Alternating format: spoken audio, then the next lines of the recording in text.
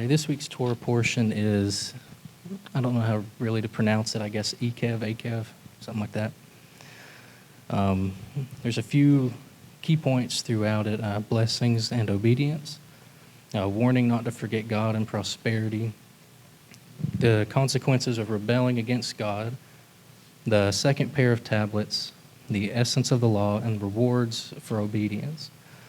And as I read through it, I got a few different things I felt like the Lord was telling me to say, but in the end, I feel like He wanted me to say this, and I guess that's, don't forget the Lord your God.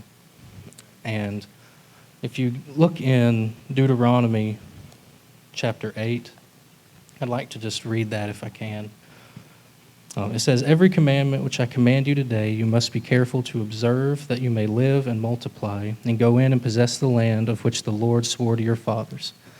And you shall remember that the Lord your God led you all the way these 40 years in the wilderness, to humble you and test you, to know what was in your heart, whether you would keep His commandments or not. So He humbled you, allowed you to hunger, and fed you with manna, which you did not know, nor did your fathers know. That He might make you know that man shall not live by bread alone, but man lives by every word that proceeds from the mouth of the Lord.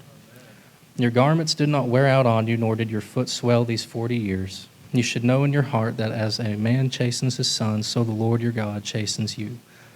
Therefore you shall keep the commandments of the Lord your God, to walk in His ways and fear Him.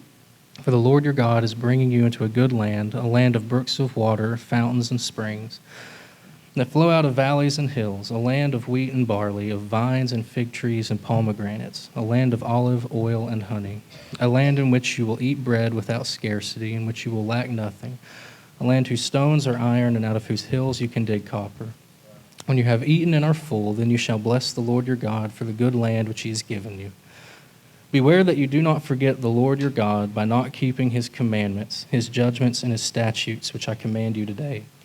Lest when you have eaten and are full, and have built beautiful homes and dwell in them, and when your herds and your flocks multiply, and your silver and your gold are multiplied. And all you have is multiplied, when your heart is lifted up, and you forget the Lord your God, who brought you out of the land of Egypt from the house of bondage. He led you through that great and terrible wilderness, in which were fiery serpents and scorpions, and thirsty land where there was no water, who brought water for you out of the flinty rock, who fed you in the wilderness with manna, which your fathers did not know, that He might humble you and that He might test you, and to do you good in the end. Then you say in your heart, my power and the might of my hand have gained me this wealth. And you shall remember the Lord your God, for it is He who gives you power to get wealth, that He may establish His covenant which He swore to your fathers, as it is this day. And it shall be, if you by any means forget the Lord your God and follow other gods and serve them and worship them, I testify against you this day that you shall surely perish. As the nations which the Lord destroys before you, so you shall perish, because you would not be obedient to the voice of the Lord."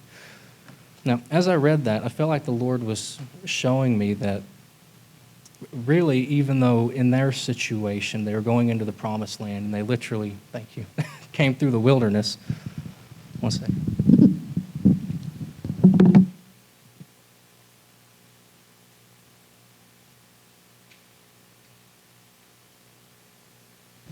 But in their situation, they were literally coming through a wilderness, and all these things were apparent to them. You know, their clothes didn't wear out, their foot didn't swell. God provided for them literal manna from heaven. But I believe that currently, in this day, it actually applies to us as well.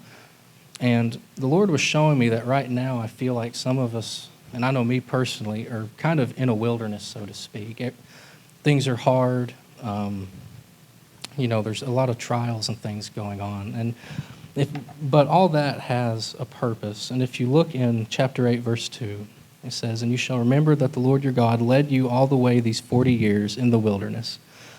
And the purpose of that is to humble you and to test you, to know what was in your heart, whether you would keep His commandments or not. And then if you look in 8, let me see here, 3 through 6. "So He humbled you and allowed you to hunger and fed you with manna which you did not know, nor did your fathers know, that He might make you to know that man shall not live by the bread alone, but man lives by every word that proceeds out of the mouth of the Lord. Your garments did not wear out on you, nor did the foot swell these 40 years. And it says, you know in your heart that as a man chastens his son, so the Lord your God chastens you. And so I feel like in hard times, a lot of the times, the real purpose of it is God's trying to humble us and to test us. And while he does that, he's still providing for us the entire step of the way. There's not a single thing we have. And though back then their garments physically did not wear out, there's spiritual implications to that, I really believe. And, manna from heaven, he still provides us with everything we need. He still, even in the hard times, there's still those moments where the Lord really blesses and he moves in your life, and you just know he's still with you, even though you've been struggling. And if you go to 7 through 9, for the Lord your God is bringing you into a good land, a land of brooks of water, of fountains and springs that flow out of valleys and hills, a land of wheat and barley and vines. It's a good land. He's taking you to a better place. And so as all these trials and tribulations happen, if you trust the Lord and you let him work and move, he's taking you to a better place than where you were before. Even though things are bad now than you think they were, he's really working it out in you to humble you. And it all works for your good. Let me see here. But there's a key to that. It says in verse 10, when you have eaten and are full, then you shall bless the Lord your God for the good land which he has given you. It says, beware that you do not forget the Lord your God by not keeping his commandments, his judgments, and his statutes, which I command you today. And so a lot of the times when the trials are over, so to speak, and you move into these promises of God or these different times in your life where things are better, at the beginning, it's easy to bless the Lord and be like, thank you. And then, a month later, a little bit of time later, something happens and maybe you've strayed a little bit from where you're supposed to be. And next thing you know, you start questioning the Lord. Why is this going on? Why is this happening right now?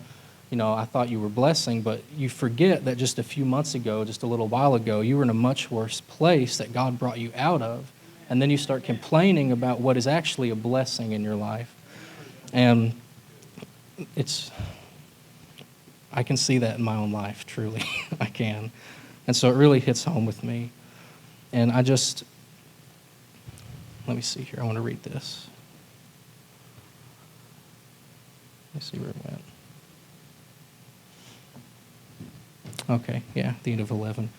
Going into 12, it says, lest when you have eaten and are full and have beautiful houses and dwell in them, and when your herds and your flocks multiply, and your silver and your gold are multiplied, and all that you have is multiplied, when your heart is lifted up and you forget the Lord your God, who brought you out of the land of Egypt from the house of bondage, who led you through the great and terrible wilderness, in which there were fiery serpents and scorpions and thirsty land where there was no water. He brought for you out of the flinty rock water. Even whenever it's dry in your life and you feel like God's not moving, there's those times where he is truly providing for you, even in the middle of the desert and wilderness of a situation that's going on. He fed you in the wilderness right there with manna, which your fathers did not know, that he might humble you and that he might test you to do you good in the end. And I feel like that is truly the end result of any kind of trial and tribulation, is that it works for your good in the end. But it says that you say in your heart, my power and my might of my hand have gained me this wealth. And you shall remember that the Lord your God, for it is he who gives you power to get wealth, that he may establish his covenant which he swore to your fathers, as it is this day. Then it shall be, if you by any means forget the Lord your God and follow other gods and serve them and worship them, I testify against you this day that you shall surely perish. As the nations which the Lord destroys before you, so you shall perish, because you would not be obedient to the voice of the Lord. And so I say all that just to say, really, the purpose of it all is to bring us closer to the Lord. It is to teach us, to humble us. And if we can be strong and just pray and seek the Lord and focus on him, it all works out for the good. And the Lord, I believe, gave me 2 scriptures that go along with that I'd like to read really quick. And that is Romans 8:28. Everybody knows it. And he says that we know all things work together for good to those that love God and are called according to his purpose. And then the other one is, and let us And let us not grow weary while doing good, for in due season we shall reap if we do not lose heart, if we faint not. And that's Galatians 6:9. So just trust the Lord.